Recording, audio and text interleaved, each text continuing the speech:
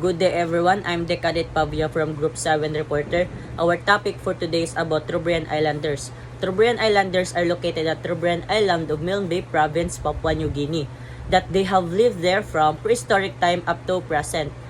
What makes them unique is that they have lived their entire way of their life deeply connected to the sea, not only for food but also for culture, identity, and relationships.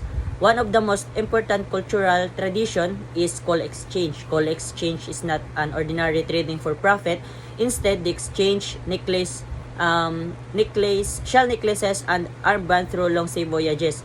The purpose of this is to build trust, relationships, alliances, and social status.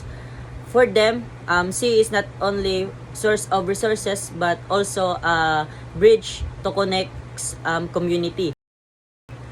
In terms of maritime practices, Trobriand Islanders are skilled seafarers. They fish on reefs and lagoons and also travel long distances using masawa outrigger canoes. What is impressive about their traditional navigational skill that they rely on stars, wind, and wave pattern instead of modern technology. This shows their deep knowledge about sea and environment. However, living near the sea is not easy. They always faces different challenges like rough seas, storm, and limited land resources. To adapt, they practice seasonal fishing, community sharing, and strong environmental knowledge. Cooperation is very important to their society instead of competition. They focuses to helping each other.